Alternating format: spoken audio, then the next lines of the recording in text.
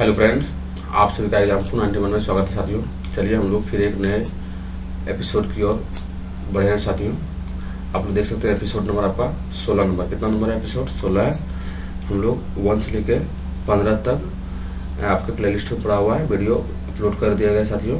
अगर 1 से 15 तक नहीं देखे हैं तो प्लीज़ एक से जाके 15 तक देखिए, उसके बाद आपको समझ में आएगा 16वां एपिसोड। चलिए हम लोग बिना टाइम वेस्ट किए हुए क्वेश्चन के चलते हैं। अगर एग्जाम 291 पर नए साथी हो तो चैनल को लाइक सब्सक्राइब जरूर करा लें।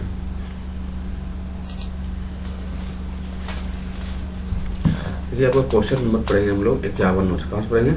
तो क्वेश्चन नंबर आपका है 51 नंबर में। देख सकते हैं क्या बोला गया है। द्विभाषा बच्चे या दो भाषा जानने वाले बच्चे किसी से बात करते समय प्रायः एक भाषा के शब्द का प्रयोग करते हैं, कहलाते हैं क्या कहलाते हैं साथियों? तो संकेत बदलना, संकेत बदलना कहलाते हैं साथियों। चलिए हम लोग नेक्स्ट बार के चलते हैं साथियों। नेक्स्ट में बोला गया है, एक भाषा शिक्षक के रूप में हम अपने विद्यार्थियों को संकेत शब्द भाषा के सफल प्रयोगकर्ता की आदत डालने का प्रयास करना चाहिए। निम्नलिखित में से कौन सा तरीका शब्दकोश के प्रयोग में प्रोत्साहित करने के लिए सही नहीं है? बोला गया क्या साथियों? सही नहीं है। तो आपका 4 से हो जाएगा। प्रत्येक नए शब्द के लिए शिक्षक से पूछना। जरूरी नहीं है कि हम कोई भी शब्द बनाएंगे तो शिक्षक से पूछेंगे, इसलिए आपका ये गलत हो गया साथियों। नहीं, हम लोग नेक्स्ट सवाल पे चलते हैं। नेक्स्ट बोला गया, कहानी सुनना विद्यार्थियों की सहायता करता है। कहानी सुनने जो है विद्यार्थियों को सहायता करता है साथियों अपनी कल्पनाशीलता का विकास करने में। अपनी जो है कल्पनाशीलता में विकास करने के लिए कहानी सुनना आवश्यक होता है साथियों। भाषा की कक्षा में साहित्य पाठ्य सामग्री को डायरेक्ट के शिक्षण अधिगम के लिए प्रयोग किया जाता है साथियों। किसके लिए किया जाता है? भाषा के कार्य तथा नई तकनीक शब्दावली के लिए किया जाता है साथियों। मातृभाषा में ही बच्चे का मस्तिष्क सबसे पहले क्रियाशील होता है साथियों। तो पूर्णतः सत्य हो साथियों। प्राथमिक स्तर पर कविता शिक्षण का सर्वाधिक महत्वपूर्ण उद्देश्य क्या है साथियों? तो सर्वाधिक महत्वपूर्ण उद्देश्य जो है आपका कविता पाठ का आनंद लेना साथियों। सही बात है। प्राथमिक स्तर कविता का पाठ का आनंद लेता है साथियों बच्चा। प्राथमिक स्तर पर भाषा सीखने सिखाने की प्रक्रिया में सर्वाधिक महत्वपूर्ण है बच्चे को क्या करना चाहिए साथियों? तो अपने मन की बात कहने के अवसर देना चाहिए साथियों। बच्चे को जितना मन की बात कहेगा उतना सीखने के लिए बहुत महत्वपूर्ण होता है साथियों। लिखना सीखने में कर्मकांड यानी स्क्रैम्बलिंग का एक महत्वपूर्ण चरण है, क्योंकि बच्चे प्रायः करते हैं तो अपने लिए चिन्हों से अर्थ निकालने का साथियों। सही बात है। ये हम लोग आगे क्यों चलते हैं। आगे में बोला गया है, विविध परिस्थितियों में भाषा का उपयुक्त एवं प्रभावी उपयोगों करने के लिए हमें आवश्यक है साथियों। तो आवश्यक संदर्भ के अनुसार व्याकरण का उपयोग पर ध्यान देने की साथियों। सही बात है। हम धीरे धीरे ध्यान देना है, हमको वकाना नहीं है साथियों।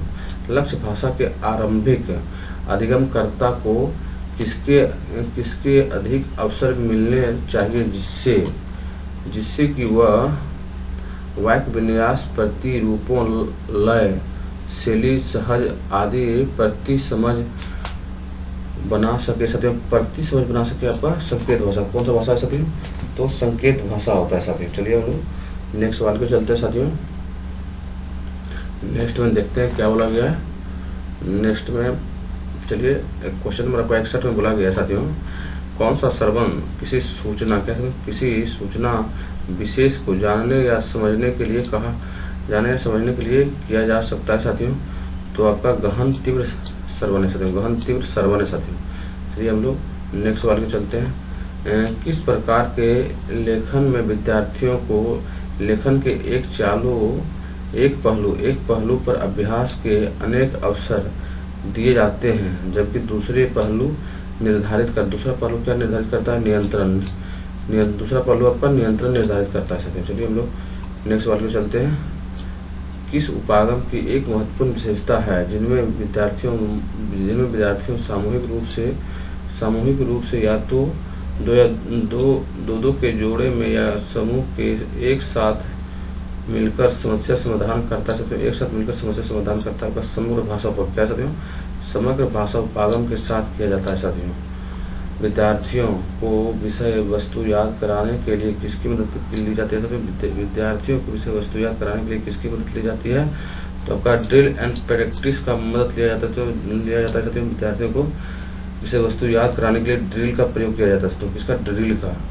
किसके अंतर्गत विद्यार्थियों को व्याकरण, किसके अंतर्गत विद्यार्थियों को व्याकरण के नियम निर्धारित रूप से दिए जाते हैं और समझे जाते हैं साथियों। तो आपका व्याकरण अनुवाद विधि को ही व्याकरण के नियम निर्धारित रूप से दिए जाते हैं और समझे जाते हैं, तो व्याकरण अनुवाद विधि को समझे जाते हैं साथियों। किसी कक्षा परिवेश में विद्यार्थियों को उनके पूर्व ज्ञान के आधार पर बेहतर तरीके से समझ बनाने व ज्ञान सृजन के अवसर दिया जाता है साथियों। तो रचनावादी को ही ज्ञान सृजन का अवसर दिया जाता है साथियों। चलिए हम लोग नेक्स्ट को चलते हैं। नेक्स्ट बोला गया है, कौन सा तरीका तत्व से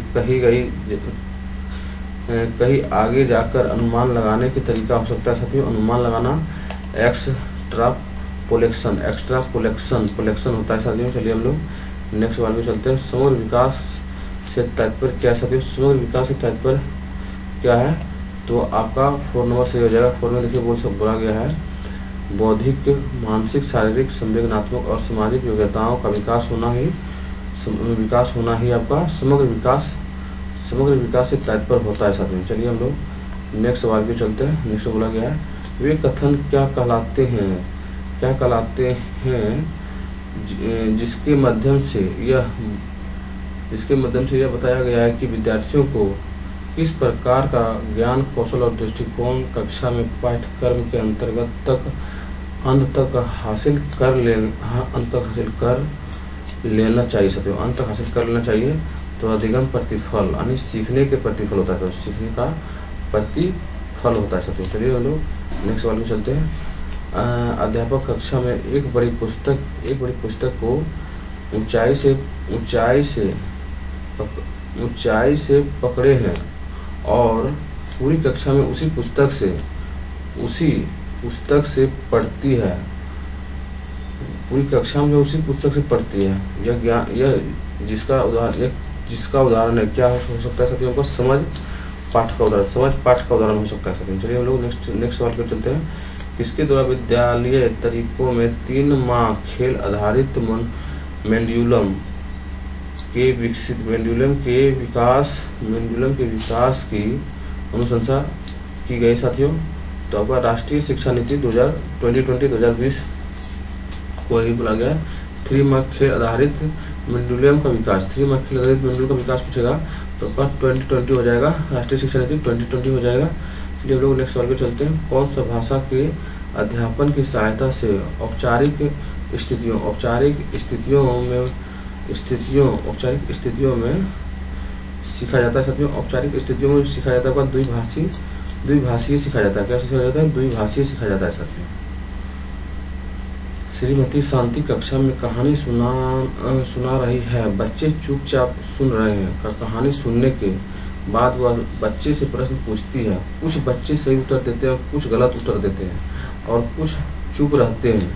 तो गलत उत्तर देने वाले या चुप रहने वाले बच्चे के संदर्भ में कौन सा उत्तर सही नहीं है साथियों, कौन सही नहीं है, तो वे एकाग्रचित होकर समझने के साथ सुन रहे हैं साथियों। सही बात है, इसलिए वो उत्तर नहीं दे पा रहे हैं साथियों।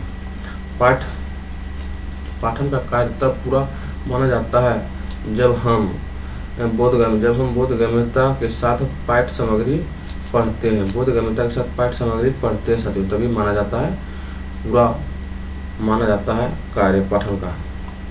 एक शिक्षार्थी विद्यार्थियों को अपनी उंगली से रेत से भारी ट्रेप में वर्णमाला के अक्षर लिखने के लिए कहती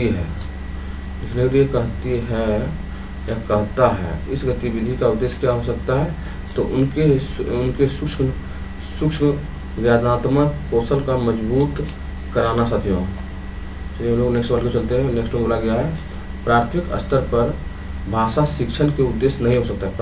प्राथमिक स्तर पर जो है साथियों भाषा शिक्षण का उद्देश्य नहीं हो सकता है। तो क्या नहीं हो सकता है, तो आपका जो नहीं हो सकता आपका 4 ही नहीं हो सकता, क्योंकि प्राथमिक जो व्याकरण की परिभाषा का स्पष्टीकरण जो है कंठस्थीकरण नहीं करा सकते हैं हम लोग। जितना समझाएंगे उतना बढ़िया और बेटर रहेगा साथियों, क्योंकि कंठस्थीकरण नहीं होता है साथियों। वाइगोत्स्की के अनुसार डैश से सीखता है साथियों, आप जानते हैं सामाजिक अंतःक्रिया से सीखता है वाइगोत्स्की के अनुसार। और लिखने में कठिनाई होना डायरेक्ट संबंध साथियों, लिखने में कठिनाई होना डायरेक्ट संबंध साथियों लिखना है, ध्यान देना है। डिसलेक्सिया लिखना किससे होता है, लिखना डिस्ग्राफिया लिखना साथियों डिस्ग्राफिया होता है। और डिसलेक्सिया पढ़ने से संबंधित होता है, डिस्कैलकुलेटरिया गणित से संबंधित होता है, डिस्फेजिया बोलने से संबंधित होता है साथियों। सब ध्यान देना, फिर से हम लोग बोलते हैं, फिर से सुन लीजिए। डिसग्राफिया है आपका लिखने से संबंधित डिस्ग्राफिया, और डिसलेक्सिया जो है आपका साथियों पढ़ने से संबंधित डिसलेक्सिया, और डिस्कैलकुलेटरिया साथियों गणित से संबंधित डिस्कैलकुलेटरिया हो गया, और बोलने से संबंधित डिस्फेजिया साथियों। चलिए हम लोग आगे चलते हैं। जब बालक किसी भाषा को द्वितीय अथवा तृतीय भाषा के रूप में सीखता है तो सीखता है या सीखती है, इसे माना जाता है साथियों, इसे माना जाएगा आपका भाषा सीखना। क्या है साथियों, भाषा सीखना माना जाता है साथियों। द्वितीय और तृतीय बोला गया इसलिए भाषा सीखना हो गया साथियों, अर्जन नहीं होगा। और इस सेट का अंतिम सवाल है साथियों, ध्यान से पढ़ना है। और कितना स्कोर हुआ है कमेंट में जरूर बताना है साथियों। विद्यालय शिक्षण के बहुभाषिकता एक परियोजना के रूप में क्या अर्थ होगा। तो आपका जो अर्थ होगा साथियों, सभी बच्चे अपनी विद्यालय शिक्षा अपनी मातृभाषा घर की भाषा में आरंभ करते हैं तथा जैसे जैसे प्रगति करते हैं उनमें उसे अधिक भाषाएं जोड़ते जाते हैं। सही बात है साथियों। अगर एग्जाम्पल 91 पर नए साथियों तो चैनल को लाइक सब्सक्राइब जरूर कर लीजिए, क्योंकि आपका 16 एपिसोड नंबर 16 समाप्त हो गया है। अब हम लोग नेक्स्ट एपिसोड में चलेंगे। जय हिंद साथियों।